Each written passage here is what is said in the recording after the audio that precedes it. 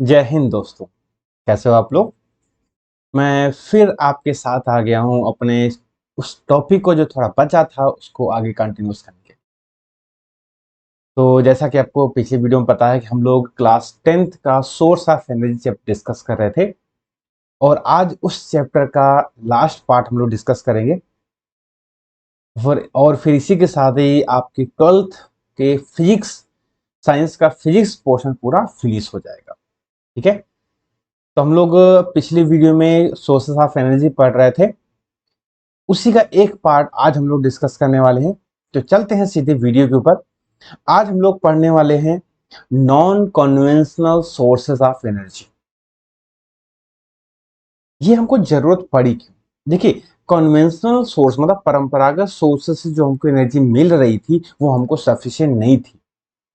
उनके पहली बात तो सोर्सेस लिमिटेड थे। जिनके सोर्सेज लिमिटेड नहीं थे उसको एनर्जी हमको ज्यादा नहीं मिल रही थी और दिन पर दिन हम एनर्जी पे डिपेंडेंसी ज्यादा हो रही है। तो इसीलिए हमको ऐसे मेथड भी लाने पड़े जो उनके अलावा एक अल्टरनेट रास्ता हमको दे सके। तो इसलिए non conventional sources of energy को अल्टरनेट एनर्जी सोर्सेस भी बोलते हो कि एक अलग से हमारे पास कुछ है अल्टरनेट में। तो ये कितने टाइप के होते हैं, क्या क्या होते हैं, ऐसा पूरा इसी वीडियो में आपको मिलेगा। तो पहले टाइप की एनर्जी होती है सोलर एनर्जी। अभी मैं एक एक करके पूरा डिटेल करूंगा। सोलर एनर्जी, सोलर एनर्जी जो सूर्य से हमको ऊर्जा मिलती है। आपको पता है सूर्य के पास अनलिमिटेड ऊर्जा है, उसी से हमको एनर्जी मिलती है। डिफरेंट टाइप की एनर्जी भी मैं डिस्कस करूंगा। दूसरी एनर्जी होती है एनर्जी फ्रॉम सी, समुद्र से एनर्जी हम लोग कैसे प्राप्त करते हैं। पहली एनर्जी हो गई सोलर सेल मतलब सूर्य से, दूसरी एनर्जी हो गई एनर्जी फ्रॉम सी, समुद्र से। तीसरी एनर्जी जियो थर्मल एनर्जी, हम जमीन से अर्थ से कैसे एनर्जी प्राप्त करेंगे। और चौथी एनर्जी होती है न्यूक्लियर एनर्जी, मतलब हमारे पास चार ये रास्ते हैं, अल्टरनेट रास्ते हैं जिनसे हम लोग एनर्जी प्राप्त करते हैं। Solar energy, energy from sea, geothermal energy और न्यूक्लियर एनर्जी। अब हम क्या करेंगे, एक एक करके इनको सब हम डिस्कस करेंगे। ठीक है, चलो भाई पहले चलते हैं सोलर एनर्जी। अब हमको पता है सोलर एनर्जी क्या होता है कि ये सूर्य से जब हमको ऊर्जा मिलती है उस एनर्जी को हम लोग यूटिलाइज करते हैं। तो इसी का ही हमारा पहला एप्लीकेशन है सोलर कुकर, जिसमें खाना वाना बनाते हैं। देखो ये इस तरीके से होता है। यहां पर आपका एक हाइलाइटर ले लेते हैं। ये देखिए, यहाँ पे एक लकड़ी का ये बॉक्स होता है, ये कांच की प्लेट होती है, ये खाना बनाने का बर्तन होता है जिसमें हम लोग खाना बना रखते हैं। इसको बंद कर देते हैं और यहाँ पर ये प्लेन मिरर होता है। सूर्य की लाइट इधर से आएगी, इस पे टकराएगी और सीधा इस पे जाती है। और इस लकड़ी के अंदर वाला पार्ट जो होता है ये ब्लैक कलर का होता है। आपको पता है ब्लैक कलर क्या करता है, ये आपको ऊर्जा को एब्जॉर्व कर लेता है। इसलिए कहते हैं ना, गर्मी में कभी ब्लैक रंग के कपड़े नहीं पहनना चाहिए, क्यों? क्योंकि वो गर्मी को एब्जॉर्व कर लेते हैं। तो सोलर कुकर क्या करता है, इसके अंदर हम मटेरियल रख दिए यहाँ पे खाना बनाने वाला। सूर्य की रोशनी इस पे पड़ी, प्ले मिनट से रिफ्लेक्ट सीधे इन खानों पे गिरती है। तो कम से कम 2 से 3 घंटों में इस डिब्बे का टेम्परेचर आपका 100 से 140 डिग्री तक हो जाता है और खाना आपका धीरे धीरे पकता रहता है। ठीक है, ये होता है सोलर कुकर, मतलब हम सूर्य की एनर्जी से खाना भी पका सकते हैं। तो इनका पहला हो गया हमारा एप्लीकेशन। अब इससे दिक्कत ये आती है कि जिसे कभी सूर्य नहीं निकला, धूप ही नहीं निकली, तो क्या करो, खाना नहीं बना पाओगे। ठीक है। दूसरी चीज, हम इससे वो खाने नहीं बना सकते हैं जो हाई टेम्परेचर चाहिए। जैसे हमको चाहिए 140 के ऊपर, 120 30 40 के नीचे नहीं बना सकते, बहुत टाइम लगेगा बनाने में। पता लगे भूख अभी लगी, खाना बना 5 घंटे के बाद। ठीक है। तो ये हमारा हो गया सोलर कुकर, जिससे हम सूर्य की एनर्जी से हम खाना पकाते हैं। ठीक है, इससे कोई harmful device, harmful material atmosphere में नहीं जाते। क्लियर हो गया। दूसरा हमारा आता है सोलर वाटर हीटर। जड़ों में इसकी जरूरत पड़ती है क्योंकि गर्म पानी चाहिए। आपने इस तरीके के घरों पे लगे हुए देखे होंगे। इसको बोलते हैं सोलर वाटर हीटर, मतलब सूर्य की रोशनी से वाटर को गर्म किया जाता है। कैसे? देखो भाई, इस तरीके से। यहां पर ये जो ले लेते हैं, ये जो दिख रहे हो, ये हमारा सोलर प्लेट, मतलब ऐसी डिवाइस होती है जो सूर्य की एनर्जी को कैप्चर करके रखता है।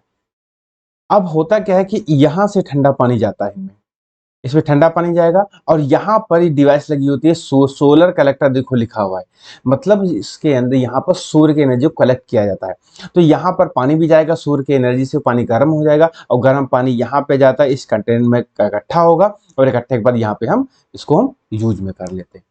ठीक है, तो ये हमारा सोलर वाटर हीटर होता है जिससे हम अपने पानी को गर्म करते हैं। ये हमारा दूसरा एप्लीकेशन होगा, क्योंकि एनर्जी देखो बचा ही रहे हैं, सूर्य की रोशनी है, उससे एनर्जी ले सकते, जितना ले सकते हो ना लीजिए, क्योंकि उसके पास अनलिमिटेड एनर्जी है। तो ये हमारा होता है सोलर वाटर हीटर की वर्किंग। सब क्लियर फिगर में दिख रहा होगा। ठीक है, अब हम नेक्स्ट चलते हैं सोलर सेल।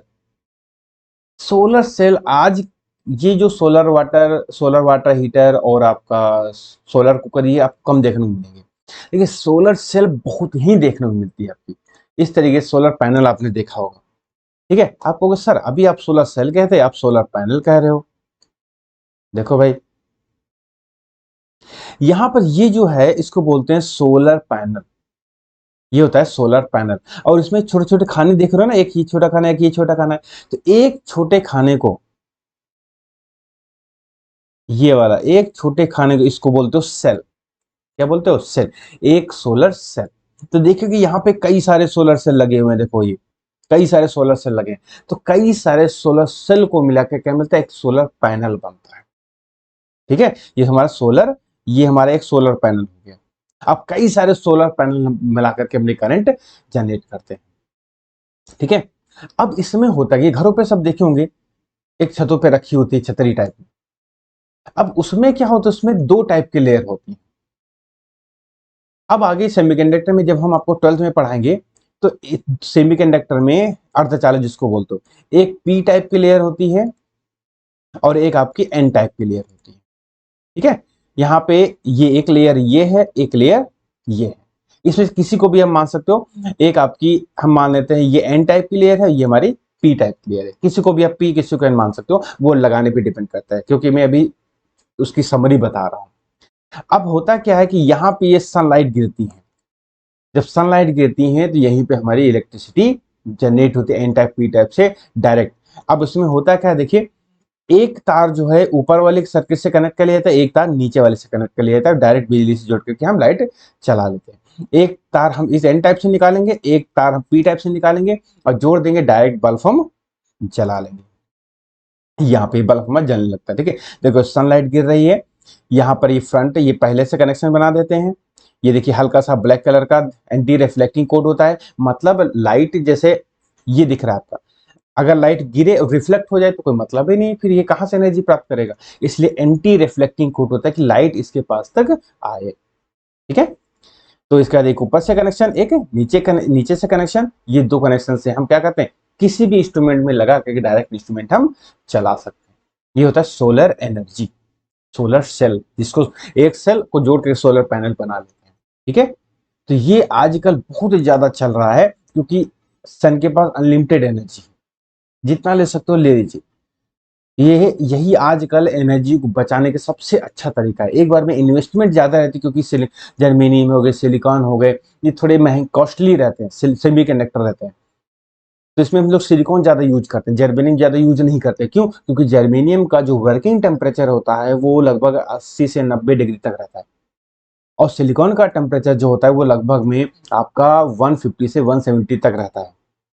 तो इसलिए सिलिकॉन ज़्यादा यूज करते हैं, और सेमी कंडक्टर तो भाई आपको पता महंगे रहते हैं, इसीलिए ये सोलर सेल या सोलर पैनल कॉस्टली रहता है। देखिए एक बार लगाने में कॉस्टली रहता है, उसके बाद ये सब धीरे धीरे नॉर्मल हो जाता है। क्लियर? तो ये हो जाता है हमारा सोलर सेल। अब हम लोग आगे बढ़ते हैं। अब ये तो हो गया सूर्य से एनर्जी कैसे प्राप्त करते हैं, तो हो गया तीन टाइप से एनर्जी। अब आता है एनर्जी फ्रॉम सी, समुद्र से हम कैसे एनर्जी प्राप्त करेंगे। तो सबसे पहले एनर्जी आती है टाइडल एनर्जी, ज्वारीय एनर्जी। तो सबसे पहले जान लेते हैं टाइडल होता क्या है। देखो भाई, फिगर में आपको दिख रहा होगा कि low tide and high tide. जब वाटर का लेवल हाई रहता है तो उसको हाई टाइड बोलते हो, जब वाटर का लेवल लो हो जाता है इसको लो टाइड बोलते हो। ठीक है, अब इसमें होता क्या है कि पानी हमारा एक कंटेनर होता है, उसमें भर जाता है, क्योंकि समुद्र में क्या होता है, पानी उछाल मारता है, पानी ऊपर उठा फिर गिरा, ऊपर उठा फिर गिरा, इस तरीके से। तो इसमें क्या होता है, पानी हमारा खूब हिलता भी है, खूब कंटेनर में इकट्ठा भी हो जाता है। उस इकट्ठा हुए कंटेनर से ही हम लोग इस तरीके से, देखिए जब समुद्र का लेवल ऊपर उठता है तो पानी यहाँ पे इकट्ठा हो जाता है, लेवल ऑफ हाई टाइड, ठीक है। जब ऊपर उठता है समुद्र का लेवल तो पानी इकट्ठा हो जाता है। अब इसको निकालने के लिए हम लोग नीचे से उसको निकालते हैं, ये बैरज बना होता है, ठीक, गेट। ये देखिए टरबाइन लगी है, घुमा फिरा के हमको देखिए सी से क्या होता है, हमको टरबाइन चलानी है। अब टरबाइन चलेगी कैसे, वो डिवाइस से हमको युक्ति लगानी पड़ती है। तो यहाँ पर हमने क्या किया, इस कंटेनर में पानी भर लिया, कब भरा, जब हमारा पानी का लेवल ऊपर उठा। जब पानी का लेवल यहाँ भर गया, पानी का हमको निकालना है तो इस रास्ते से निकालते हैं, समुद्र में फिर वापस भेज देते हैं। जैसे ही पानी का लेवल ऊपर उठा, पानी यहाँ इकट्ठा हुआ, नीचे गया तो पानी फिर से यहाँ से निकल गया, तो क्या होता है, ये टरबाइन फिर घूमती है और इलेक्ट्रिसिटी हमको जनरेट हो। क्लियर। अब उसमें एक ये भी तरीका रहता है, ये देखिए टरबाइन को सबसे पहले नीचे डाल दिया। अब समुद्र का लेवल जो है वो आता रहता है, जाता रहता है, आता रहता है, जाता रहता है, तो ये टरबाइन हमारी घूमती रहती है, जिससे हमारा एनर्जी मिलती रहती है। बहुत सारी डिवाइसेस होती है जिससे हम एनर्जी ले सकते हैं, ठीक है। बस देखिए मेन हमारा जो फंक्शन है वो उस पर ध्यान दीजिए, हमको मेन फंक्शन के इस टरबाइन को घुमाना है। अब टरबाइन कैसे घुमाएंगे, अब पानी चल रहा है, पानी हमने पहली युक्ति में टाइडल एनर्जी में क्या कर लिया, पानी को स्टोर करके छोड़ दिया, ठीक है। अब दूसरी युक्ति जो हमारी है वो है वेव एनर्जी। आपको पता है समुद्र में बहुत तगड़ी तगड़ी वेव चलती हैं, तरंगे, पानी में तरंगे बनती हैं। पानी में देखिए इस तरीके से ये लहरें उठ रही हैं, बहुत तगड़ी तगड़ी। ये देख रहे हो ना, ये ऑरेंज कलर के कुछ हैं, इसको बोलते हैं फ्लोटिंग जनरेटर, बोलते हैं फ्लोटिंग जनरेटर, मतलब तैरते हुए जनरेटर। ये बहुत ज्यादा संख्या में यहाँ रख दिए जाते हैं ऊपर पानी में, कभी पानी के अंदर रख दिए जाते हैं, क्या पानी के ऊपर रख दिए जाते हैं। ये क्या होते हैं, जब पानी की लहरें आती हैं तो ये हिलते हैं, हिलने से क्या होता है, इनके अंदर टरबाइन सिस्टम फिट रहता है और वहां से इलेक्ट्रिसिटी जनरेट होती है। कुछ इस तरीके से भी जनरेशन किया जाता है। ये पानी के ऊपर वाला पोर्शन है फ्लोटिंग जनरेटर, ये पानी के अंदर जनरेटर लगा दिए जाते हैं। जैसे पानी जब ऐसे लहरें मारता है पानी, तो लहरों की एनर्जी से क्या होता है, जनरेटर वो रन करने लगता है, टरबाइन रन करने लगता है और करंट हमको मिल जाती है। क्योंकि आप लोग देखे होंगे कि समुद्र में जो लहरें हैं बहुत तगड़ी लहरें चलती हैं, तो एनर्जी होगी ना उनके पास, तो उस एनर्जी को हम लोग इलेक्ट्रिसिटी में जनरेट कर लेते हैं। और वो कौन कौन डिवाइसेस, ये फ्लोटिंग जनरेटर, जो ये जनरेटर पड़े हुए हैं, बहुत लंबे लंबे जनरेटर होते हैं, ये टुकड़ों में बटे होते हैं ये, ठीक है। तो ये क्या करते हैं, सांप के जैसे स्नेक जनरेटर, इस तरीके से घूमते रहते हैं ये। तो इनसे आपको इलेक्ट्रिसिटी मिल जाती है, इसको वेव एनर्जी बोलते हैं, कि उन समुद्र की वेव से हम लोग एनर्जी गेन करते हैं, ठीक है। दूसरा है हमारा ocean thermal energy. Ocean thermal energy, ये हम डिवाइस या ये एनर्जी वहां पे यूज करते हैं कि थर्मल मतलब होता है टेम्परेचर, मतलब ये हम एनर्जी उस जगह अप्लाई करेंगे जहां पर समुद्र का टेम्परेचर डिफरेंस हो। देखो जरा, ऐसे नहीं समझ में, ऐसे देखो, ये समुद्र का ऊपर वाली सरफेस है। अब जैसी बात है, ऊपर वाली सरफेस हमारी गर्म होगी क्योंकि समुद्र सन के कांटेक्ट में रहती है, तो यहाँ पे कुछ और टेम्परेचर होता है और यहाँ पे कुछ और टेम्परेचर होता है। मतलब समुद्र की सतह और समुद्र के अंदर के बीच में लगभग आपका 20 से 25 डिग्री का अंतर होना चाहिए। 20 से 25, कितने से, 20 से 25 डिग्री का अगर अंतर है तो ये चीज काम करेगी, अदरवाइज काम नहीं करेगी। अब देखना जरा उसका मतलब क्या हुआ, यहां से अंदर से ठंडा पानी ऊपर उठाया पंप ने, इस कंडेंसर में डाला, कंडेंसर ने यहां भेजा, पंप से यहां पे आया, ठीक है। अब यहां पे क्या है, पानी गर्म है, गर्म पानी ने क्या किया, इस ठंडे वाटर को वेपोराइज किया, वेपोराइज करने के बाद भाप ऊपर उठी, इस टरबाइन के पास गए, टरबाइन घूमी, टरबाइन घूमी तो इलेक्ट्रिसिटी हमको मिली, और फिर ये जब टरबाइन घूमेगी एनर्जी निकलेगी, फिर वह भाप ठंडी होकर के नीचे आती है, फिर ये प्रोसेस ऐसे चलती रहती है। मतलब वहां पर देखिए टरबाइन को घूमने के लिए सबसे पहले मैंने ओशन में क्या किया था, पानी का सहारा लिया था। अब यहाँ पे मैं क्या ले रहा हूँ, उस एनर्जी डिफरेंस से मैं क्या कर रहा हूँ, उस पानी को भाप में कन्वर्ट कर रहा हूँ, और उस भाप को की हेल्प से हम एनर्जी को उस टरबाइन को घुमा रहे हैं। यहाँ से पानी ठंडा आया क्योंकि यहाँ पे तो पानी गर्म है, पानी ठंडा आया यहाँ पे, उस पंप ने इसको खींचा, यहाँ पे पानी गर्म है, ठीक है, गर्म पानी उसको वेपोराइज किया, वेपोराइज करने के बाद ये ऊपर आया, यहाँ पे टरबाइन को घुमाया, फिर ये कंडेंस होकर के यहाँ चला गया। इस तरीके से प्रोसेस चलती रहती है। ठीक है, इसको बोलते हैं ओशन थर्मल एनर्जी। बस अंतर यही है कि इसको चलाने के लिए आपको मिनिमम 20 से 25 डिग्री का टेम्परेचर डिफरेंस चाहिए। ज्यादा चलेगा, कम नहीं चलेगा। क्योंकि कम क्यों नहीं चलेगा? क्योंकि मान लेते हैं अगर 5 डिग्री का अंतर है, तो क्या यहाँ पे वेपराइज होगा पानी? होगा ही नहीं। जब पानी वेपराइज नहीं होगा तो ऊपर वेपर जाएगी नहीं, ऊपर वेपर जाएगी नहीं तो टरबाइन घूमेगी नहीं, और टरबाइन घूमेगी नहीं तो हमारा सिस्टम सब बेकार है ना। ये होता है ओशन थर्मल एनर्जी। क्लियर? अब हम लोग आते हैं नेक्स्ट, जियोथर्मल एनर्जी। अब भाई ये क्या होता है?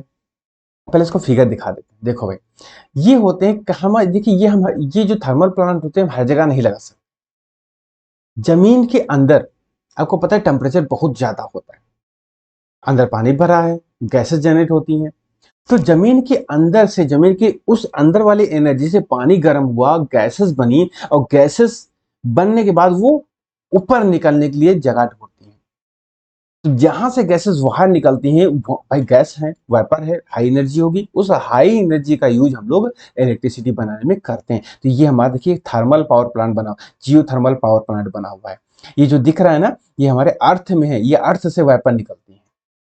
ठीक है, इसको देखो इस तरीके से हम दिखा सकते हैं कि ये हमारा जनरेटर लगा है, ये अर्थ के अंदर पानी है, ये अर्थ के अंदर पानी भरा हुआ है। ठीक है, अब ये है नीचे लावा, ये पानी को गर्म करता है, पानी गर्म करके पानी और भाप जो है इस रास्ते से ऊपर आ रही है, इस रास्ते से भाप ऊपर आएगी, ये टरबाइन के पास जाएगी, टरबाइन घूमेगा, फिर भाप ठंडी होगी, फिर ये यहाँ पे जा करके ठंडी होती है और नीचे फिर चली जाती है। देखो जो नीचे से निकल रहा है पानी, उसको हम यूटिलाइज नहीं करते।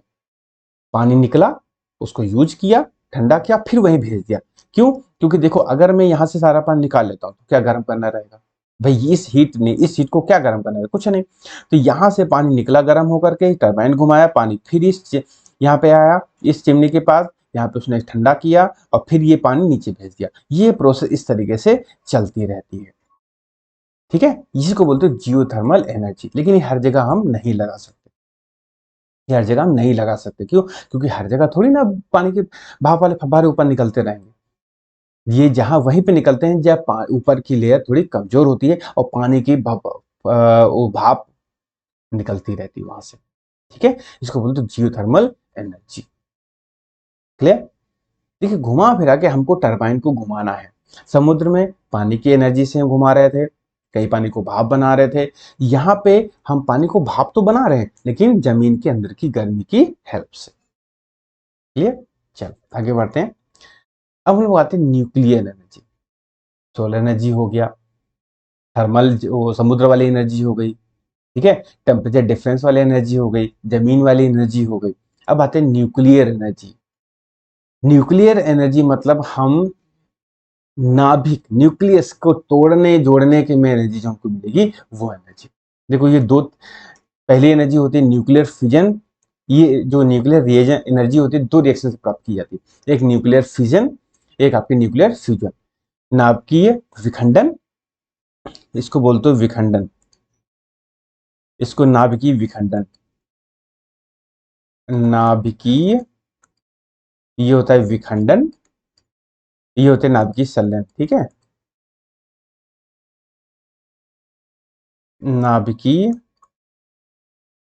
संलयन। ठीक है, ये दो टाइप की एनर्जी रिएक्शंस होती हैं, इनसे हम लोग एनर्जी प्राप्त करते हैं। अभी होती क्या है देखो जरा। नाभिकीय फ्यूजन हम लोग सबसे पहले एक स्टार्ट करते हैं। इसमें क्या होता है, इसमें एक हैवी न्यूक्लियस दो छोटे छोटे पार्ट में टूटता है। देखो जरा, ये आपका हैवी न्यूक्लियस दो छोटे छोटे पार्ट में टूट गया। ठीक है, इसमें टूट गया। अब फिर ये क्या करता है, ये जो टूटा है फिर ये दो में टूटता रहता है। तो जब एक हैवी न्यूक्लियर दो छोटे छोटे न्यूक्लियस में टूटा है तो उसको बोलते हैं न्यूक्लियर फिजन रिएक्शन। और इससे हमारी बहुत सारी एनर्जी मिलती है हमको। और ये रिएक्शन ऐसे चलते, ऐसे मान लेते हैं ये एक न्यूक्लियस है, दो पार्ट में टूटा, फिर ये दो पार्ट में टूटता है, फिर ये दो पार्ट में टूटता है, इस तरीके से टूटता रहता है। इसको चेन रिएक्शन बोलते हो, इसको चेन रिएक्शन भी बोलते हो। ठीक है, इसकी रिएक्शन देखो जरा। ये एक न्यूट्रॉन होता है, ये यूरेनियम का टुकड़ा रहता है, इस पे जब बमबारी होती है तो बेरिलियम का टुकड़ा बनता है, क्रिप्टॉन का टुकड़ा मिलता है और तीन प्रोटीन न्यूट्रॉन एक्स्ट्रा मिलते हैं और एनर्जी मिलती है। देखो ये हमारा टुकड़ा है एक, ये है न्यूट्रॉन, इंसिडेंट हुआ, 2 टुकड़े मिले और ये 3 न्यूट्रॉन मिले जो आगे रिएक्शन को पार्टिसिपेट करते हैं। ठीक है, तो इस तरीके से हमको यहां पर बहुत तगड़ी एनर्जी मिलती है। अब इस एनर्जी को हम लोग कैसे यूटिलाइज करेंगे, कैसे यूटिलाइज करते हैं, क्योंकि हम खुले में रखे रिएक्शन नहीं करा सकते। जैसे आपने नाम सुना होगा एटम बम, एटम नाम की विखंडन ये न्यूक्लियर फिजन पर वर्क करता है। तो एटम बम ऐसे दगा दो, एनर्जी ले लो, देखो हालत खराब हो जाएगी। तो क्या करते हैं, इसके लिए हम लोग एक प्लांट बनाते हैं, न्यूक्लियर पावर प्लांट जिसको नाम दिया जाता है। यहाँ पे हम लोग रिएक्शन कराते हैं इस तरीके से। देखो जरा यहाँ पे, बस आसानी से समझेंगे। देखो यहाँ पर ये हमारा है एक प्लांट टाइप में, न्यूक्लियर पावर प्लांट, यही सबसे ज्यादा मजबूत बनाया जाता है। ठीक है, यहाँ पे कंट्रोल रॉड्स दिख रही हैं, ये क्या करती है, पूरे रिएक्शन को कंट्रोल करती हैं। ये कैडमियम या बोरान की होती हैं। अब ये हमारा फ्यूल की रॉड है, ये जो ऑरेंज कलर की दिख रही है रॉड है, फ्यूल रॉड यूरेनियम की रहती है। अब यहाँ पे रिएक्शन स्टार्ट हुई, अब रिएक्शन स्टार्ट होते हैं, एनर्जी जनरेट हुई। यहाँ पे देखिए ये है पानी, ये है हमारा, ये है पानी, फ्यूल पानी रहता है। ठीक है, ये पानी क्या होता है, इस एनर्जी से गर्म होता है। ठीक है, अब एनर्जी से गर्म होगा तो भाप बनेगी, भाप हमारे इस रास्ते से बाहर निकलती है और वो सीधे कहाँ जाती है, टरबाइन पे जाती है, टरबाइन से चलता रहता है। इसके अंदर बहुत सारी चीजें रहती हैं, कूलेंट रहता है और सील्ड रहती हैं। ठीक है, ये भी मैं हल्का हल्का बता रहा हूँ आपको। एक्चुअल स्ट्रक्चर आपका इस तरीके से रहता है। ठीक है, देखो यहाँ पर ये हमारा पूरा, ये हमारा है न्यूक्लियर पावर प्लांट। ठीक है, इसके अंदर रिएक्शन होती है। अब देखो जरा, यहां से रिएक्शन हुई, एनर्जी यहां निकली। अब इस एनर्जी को ऑब्जर्व कौन करेगा, ये जो पानी आ रहा है, ये वाला पानी, ये देखो यहां से पानी जो आ रहा है ना, ये पानी यहाँ पे ऑब्जर्व किया, यहाँ पानी यहाँ पे है, इस यहाँ से आने वाली हीट को ये वाले पानी ने ऑब्जर्व किया और पानी ऑब्जर्व होने के बाद भाप में कन्वर्ट हो, भाप ऊपर गया, यहाँ पे आया, टरबाइन को घुमाया, घुमाने के बाद फिर नीचे आ गया। ठीक है, अब इसको ठंडा भी करना है, तो ठंडा करने के लिए यहाँ से देखिए एक कोल्ड वाटर आता है, इस नलियों से होता हुआ, फिर ये पानी यहाँ से ऊपर से आने वाली भाप को ठंडा करेगा, पानी ये गर्म होकर फिर यहाँ चला जाएगा, फिर यहाँ से देखिए भाप निकलता हुआ दिखाई देता है। ठीक है, मतलब यहाँ पर 2 साइकिलें चलती हैं, एक तो ये साइकिल, ये ऊपर से आने वाले भाप को ठंडा करती हैं, और एक ये वाली साइकिल चलती है। ठीक है, ये जो साइकिल चलती है, ये रिएक्टर के अंदर से एनर्जी को लेती है और एनर्जी को लेने के बाद ये आपका टरबाइन के पास जाती है और टरबाइन को चलाती है। ठीक है, और नीचे आपका यहाँ पे आते गर्म हो जाएंगे। अब इस गर्म पानी को जो वेपर है इसको ठंडा करना है, तो यहाँ से ठंडा पानी आता है और यहाँ पे गर्म, यहाँ से ठंडा पानी आया, इस वेपर की एनर्जी को यहाँ पे ऑब्जर्व किया और गर्म पानी यहाँ पे चला गया और यहाँ पे वो ठंडा होता रहता है। ठीक है, तो ये न्यूक्लियर पावर प्लांट हुआ, जो आपके मैंने एक ओरल वे में समझा दिया, क्योंकि इसकी डिटेल बहुत सारे इसके अंदर फैक्टर रहते हैं जो अभी मैं आपको यहाँ पे नहीं बता सकता। 12th के वीडियो में मैंने पूरा बना के रखा हुआ है कि किस मटेरियल के बने होते हैं, कैसे काम करते पूरा। ठीक है, अभी तो एक समरी बस आपको दिया कैसे काम करता है। तो कुल मिलाकर के यहाँ पर भी एक हमको देखना है कि हमको टरबाइन घुमाना है। टरबाइन घुमाएं कैसे, ये जो रिएक्टर के अंदर से एनर्जी मिली, अभी एनर्जी तो डायरेक्ट भेज नहीं सकते, तो एनर्जी क्या करता है, पानी को गर्म करता है। ये इस एनर्जी ने क्या किया, पानी को गर्म किया, गर्म करके भाप यहाँ पे है, इसने घुमाया। अब ये भाप को ठंडा करना है यहाँ पे, तभी तो पानी फिर आगे जाएगा ना यहाँ पे, तो यहाँ पे इसको ठंडा करना है। ठंडा करने के लिए पानी को हम यहाँ से लेके आते हैं, यहाँ से पानी को लेके गए और यहाँ पानी, भाई इस भाप की एनर्जी को ठंडा पानी लेगा तो ये भी तो गर्म हो जाएगा, तो ये हम बाहर निकाल देते हैं। ठीक है, इस तरीके से ये हमारी चलती रहती है और यहाँ पे टरबाइन ने इलेक्ट्रिसिटी जनरेट की और उसको हम ट्रांसमिशन लाइन के जरिए भेज देते हैं। ये न्यूक्लियर पावर प्लांट हो। ठीक है, उसके बाद रिएक्शन होती है नाभिकीय फ्यूजन, न्यूक्लियर फ्यूजन नाभिकीय शल्य। इसको इस तरीके से, इसमें क्या होता है कि 2 छोटे छोटे न्यूक्लियस जुड़ते हैं आपस में, टूटते हैं, टूटना वाला तो पहले था, 2 छोटे छोटे न्यूक्लियस जुड़ते हैं यहाँ पे। तो एक हमारा ट्राइटियम हो गया, एक ड्यूटेरियम हो गया, जुड़ेंगे तो हीलियम का न्यूक्लियस बनाएंगे और एनर्जी मिलती है। ठीक है, ये हमारे एनर्जी मिलती है यहाँ पे। तो ये बहुत ज्यादा, ये न्यूक्लियर फिजन से ज्यादा खतरनाक होती है। क्यों, क्योंकि इसको हम कंट्रोल नहीं कर सकते। पहले वाली रिएक्शन कंट्रोल रिएक्शन, क्योंकि उसके लिए न्यूक्लियर रिएक्टर बनाए गए हैं। इसको हम कंट्रोल नहीं कर सकते। क्यों? क्योंकि इनका वर्किंग टेम्परेचर ही इतना, स्टार्टिंग टेम्परेचर ही इतना ज्यादा होता है। स्टार्टिंग टेम्परेचर न्यूक्लियर फ्यूजन के लिए लगभग सन की सेंटर पे जितना टेम्परेचर होता है उतना इनको चाहिए न्यूक्लियर फ्यूजन रिएक्शन को, तब ये रिएक्शन स्टार्ट होती है। अब समझो जिनका स्टार्टिंग टेम्परेचर इतना ज्यादा होना चाहिए होगा, तो फिर उसके बाद कितना होगा। इसलिए हम इसको कंट्रोल नहीं कर पाते, अभी तक नहीं कर पाए। अगर ये हम कंट्रोल कर ले गए तो हमारे इस वर्ल्ड में एनर्जी की जो दिक्कतें आती वो कभी आएंगी नहीं, सब खत्म हो जाएंगी। लेकिन इसको भी हम कंट्रोल नहीं कर पाए। सन पे न्यूक्लियर फ्यूजन रिएक्शन होती है, सन पे न्यूक्लियर फ्यूजन रिएक्शन होती है, इसी की वजह से सन में अपार ऊर्जा रहती है। ठीक है, इसको अनकंट्रोल्ड रिएक्शन बोलते हो। ठीक है, क्योंकि ये कंट्रोल नहीं है। उसके बाद आते हैं हजार्ड्स और न्यूक्लियर रेडिएशन, नाभिकीय विकिरण के खतरे। वैसे तो हमको एनर्जी मिलती है, काफ़ी चीज़ हेल्प होती है, लेकिन ये इससे खतरे बहुत होते हैं क्योंकि रेडिएशन जो है हमारे लिए बहुत हानिकारक होता है। सबसे पहला खतरा जो होता है हार्ट एंड ब्रेन पे। इनका डायरेक्ट जो रेडिएशन का असर होता है हमारे हार्ट पे और ब्रेन पे होता है, जिससे हमारा जो वर्किंग स्टाइल होता है चेंज होता है। आजकल देख रहे हो कि आदमी फ्रस्ट्रेशन ज़्यादा चलता है कि भाई फ्रस्ट्रेट हो, बहुत जल्दी आदमी आजकल इरिटेट बहुत हो रहा है, क्योंकि जो मोबाइल चलते हैं ये बहुत ही ज़्यादा रेडिएशन ही तो उनमें होता है।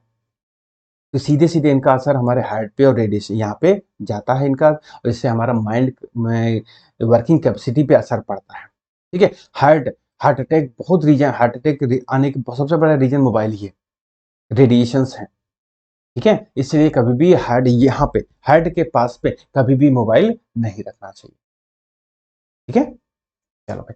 दूसरा हमारा होता है radiation can damage the DNA in our cells. Radiation इतने खतरनाक होते हैं कि हमारे सेल के जो डीएनए स्ट्रक्चर उसको भी चेंज कर सकते हैं। और है हमारा high dose of radiation could cause lead to cancer. क्योंकि देखिए रेडिएशन जो है इनके डोज दिए जाते हैं, अल्फा बीटा गामा रेडिएशन जो होते हैं इनके डोज दिए जाते हैं, तो इनकी हाई डोज कैंसर में भी, कैंसर को प्रोड्यूस कर सकते हैं, ये बीमारी को ठीक करने में भी हेल्प करते हैं, लेकिन इनसे कैंसर भी बढ़ जाता है। ठीक है, और ये इसका जो कूड़ा कचरा बनता है, मिलता है बाद में न्यूक्लियर रिएक्टर से, ये कभी भी नष्ट नहीं होता। इनको पैकेट में बंद करके समुद्र में फेंक देते हैं, जिससे पानी क्या होता है, पानी भी पॉल्यूटेड हो जाता है। ठीक है, जो बेचारे वहां पे काम करते हैं न्यूक्लियर रिएक्टर में, वो लेड के बने हुए कपड़े पहनते हैं, क्योंकि लेड सबसे स्टेबल एलिमेंट होता है, उसको रेडिएशन कम से कम क्रॉस करते हैं, लेकिन फिर भी बेचारे वो क्या होते हैं, स्किन डिजीज, कई सारे डिजीज के शिकार हो जाते हैं। इसलिए बहुत खतरनाक ये है। एनर्जी तो मिलती है, वो हमने पॉजिटिव पॉइंट तो बता दिया, नेगेटिव पॉइंट बहुत सारे हैं इसके। ठीक है, तो इसी के साथ ही ये हमारा चैप्टर पूरा फिनिश हो जाता है। तो 10th क्लास की साइंस का फिजिक्स पोर्शन पूरा फिनिश हो गया, थ्योरी पोर्शन। अब आप लोग कमेंट करके बताइएगा कि क्या आप लोग न्यूमेरिकल पोर्शन के लिए रेडी हो क्या। तब मैं न्यूमेरिकल पोर्शन स्टार्ट करूं, क्योंकि देखिए न्यूमेरिकल लिए सबसे इंपॉर्टेंट है फार्मूले का याद होना। ठीक है, तो आप लोग अच्छे से पढ़िए, बस कमेंट करके बताइए sir I am ready for the numericals. ठीक है, देखता हूं कितने रेडी हैं न्यूमेरिकल्स के लिए। और उसके बाद आप जो भी टॉपिक कहोगे, टॉपिक बताओ, वीडियो पाओ, टॉपिक बताते जाओ, मैं उसमें वीडियो बनाता जाऊंगा, लेकिन आप अच्छे से तैयारी करते रहिए, बस पढ़ने में कोई कसर नहीं होनी चाहिए। अब टॉपिक बताओ, वीडियो पाओ। ठीक है, फिर मिलते हैं नेक्स्ट वीडियो में कुछ न्यूमेरिकल्स के साथ में, देखते हैं आपका क्या इंटरेस्ट रहता है। जैसा आप लोग बताओगे मैं ऐसा वीडियो बनाऊंगा। तो मिलते हैं नेक्स्ट में, तब तक के लिए टेक केयर, बाय बाय, जय हिंद।